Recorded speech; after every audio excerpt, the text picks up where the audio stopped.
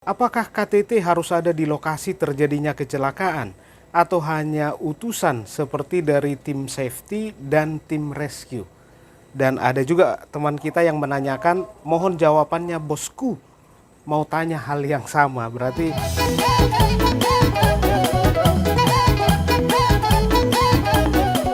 semangat pagi sahabat dunia tambang kita bertemu kembali pada video kali ini dan seperti biasa kita akan menjawab pertanyaan yang diajukan oleh teman kita. Dan pertanyaan yang diajukan kali ini adalah, apakah KTT harus ada di lokasi terjadinya kecelakaan atau hanya utusan seperti dari tim safety dan tim rescue? Dan ada juga teman kita yang menanyakan, mohon jawabannya bosku, mau tanya hal yang sama. Berarti paling tidak ada dua yang mengetikkan pertanyaan yang sama.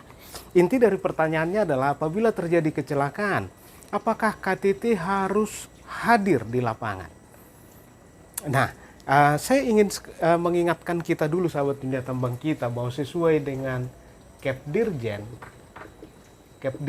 Minerba nomor 185 tahun 2019, bahwa di sana disebutkan apabila terjadi kecelakaan maka KTT membentuk tim investigasi. Itu yang pertama yang kita perlu ingatkan. Yang kedua adalah sesuai dengan Kepmen, ya. Kepmen SDM 1827 2018 lampiran 1 halaman 12. Di sana dijelaskan ada beberapa tugas dan tanggung jawab KTT dari poin A sampai U, atau ada 21 poin yang menjadi tugas dan tanggung jawab KTT, tugas intinya. Nah, belum lagi tugas-tugas yang lain. Nah, maksud saya adalah tugas KTT itu luar biasa. Dan kalau kita kembali ke Permen ESDM 26 2018 pasal 1 ayat 18, KTT itu memiliki tugas dan tanggung jawab menerapkan kaidah teknik pertambangan yang baik. Kaidah teknik itu meliputi 5 aspek: aspek teknis, keselamatan, lingkungan, konservasi, yang kelima standarisasi dan usaha jasa. Nah, kemudian dijelaskan di Kepmen 1827 2018 lampiran 1 halaman 12, ada poin A sampai U. Ini tugas yang utama, ada 21 poin. Belum lagi tugas-tugas yang lain, misalnya membuat perjanjian kerjasama atas pemanfaatan bersama fasilitas, menandatangani mine permit misalnya, ya, atau visitor dan sebagainya, menandatangani simper dan sebagainya. Jadi banyak sekali tugas KTT itu.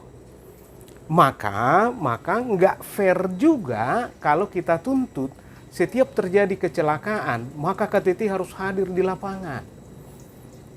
Seperti itu sahabat dunia tambang kita. Nah, pertanyaannya sekarang adalah, kecelakaan seperti apa yang KTT harus hadir di lapangan?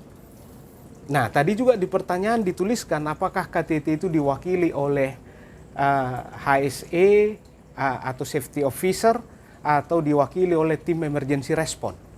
Dua-duanya tidak tepat. Karena yang wajib, selalu wajib dan selalu hadir di lapangan harusnya adalah pengawas operasional.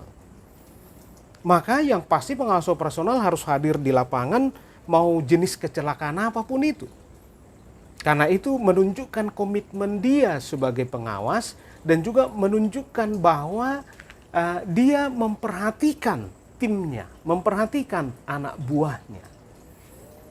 Nah, kembali ke pertanyaan, kecelakaan seperti apa yang KTT harus hadir di lapangan?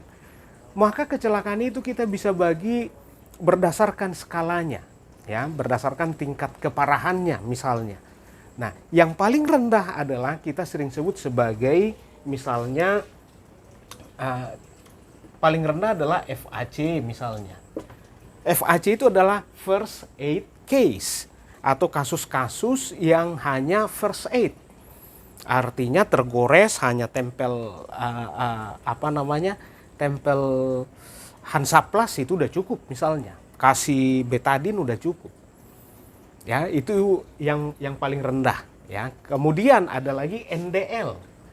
NDL, non day loss, atau kecelakaan yang tidak menyebabkan kehilangan hari kerja. Nah, itu juga kita anggap skalanya rendah.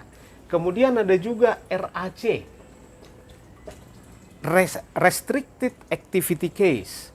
Artinya karena sebuah kecelakaan, si operator atau si pekerja masih bisa melakukan pekerjaannya tapi terbatas. Oke, atau near miss. Nah, inilah yang kita sebut kategori rendah. Nah, untuk kecelakaan yang skala lebih rendah seperti ini, yang pasti ya pemimpin investigasi paling tidak pengawas langsung di lapangan. Oke, nah itu yang paling rendah. Kemudian yang kedua, yang meningkat lagi skala dari kecelakaannya. Misalnya apa? LTA atau lost time accident, atau kecelakaan yang menyebabkan lost time atau yang lebih besar, atau misalnya ini cedera ringan atau cedera berat. Ringan atau berat. Nah, kalau ini belum masuk kategori cedera ringan. Ya, karena first aid case tidak ada hari kerja hilang, non day loss tidak ada hari kerja hilang, restricted activity case tidak ada hari kerja hilang karena masih bisa bekerja, dan near miss tidak terjadi korban atau cedera. Nah, maka tingkat 2 adalah cedera ringan atau cedera berat. Oke, nah kemudian yang ketiga adalah fatality. Fatality. Nah, kalau LTA biasanya yang memimpin investigasi adalah manajemen menengah. Nah, kalau kita sebut pengawas langsung mungkin adalah group leader, foreman, atau supervisor. Nah, kalau meningkat lagi skala dari kecelakaannya menjadi lost time accident, manajemen menengah, mungkin superintendent yang memimpin investigasi. Oke, nah kalau terjadi fatality harus sudah KTT harus hadir di sana. Kira-kira begitu sahabat dunia tambang kita. Jadi jangan tuntut juga near miss KTT harus hadir.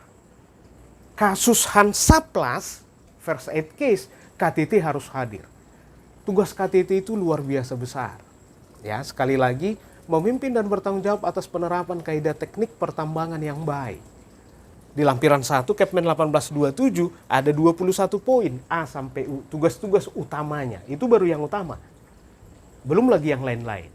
Jadi jangan dituntut KTT itu harus hadir di lapangan sekecil apapun skala kecelakaannya. Tapi kalau sudah terjadi fatality, harus hadir. Harus hadir.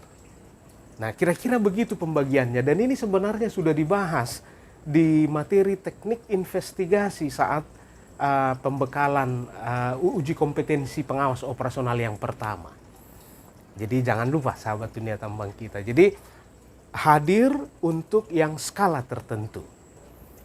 Kira-kira begitu sahabat dunia tambang kita, semoga sudah menjawab. Terima kasih atas perhatiannya dan sampai bertemu di video berikutnya.